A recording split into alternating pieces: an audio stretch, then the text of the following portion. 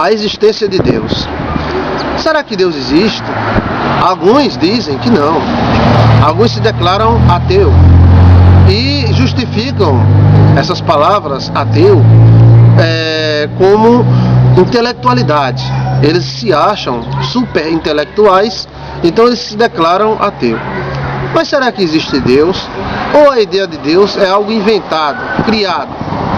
Nós podemos ver a ideia de Deus entre os povos mais sábios da terra e entre os povos mais afastados e menos dotados de conhecimento da terra também.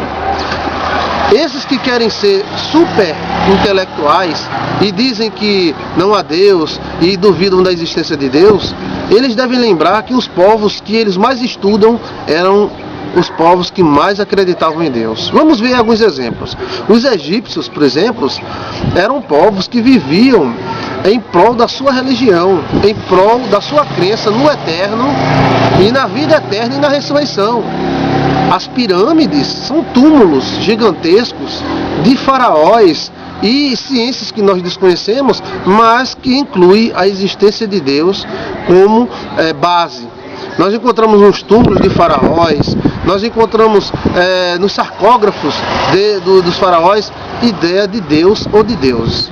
Também encontramos povos como os árabes, encontramos povos como os babilônicos, os fenícios, os ubaidas, os sumérios, os astecas, os maias e todos aqueles povos que os super intelectuais citam. Povos que acreditavam em Deus, povos que acreditavam na ideia da existência de um que é maior do que todos. Se a religião coloca nessa ideia os seus dogmas, os seus costumes, aí é questão da religião. Porque Deus não precisa da religião para existir, mas a religião é necessária. E em toda religião nós encontramos conceitos, doutrinas culturais, da própria cultura. Mas a ideia de Deus prevalece sobre toda esta cultura.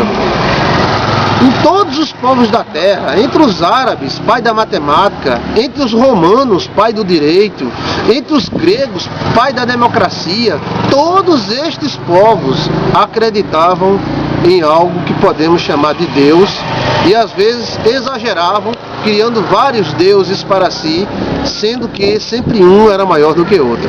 Então a ideia de Deus não é algo abstrato de conhecimento, de intelectualismo.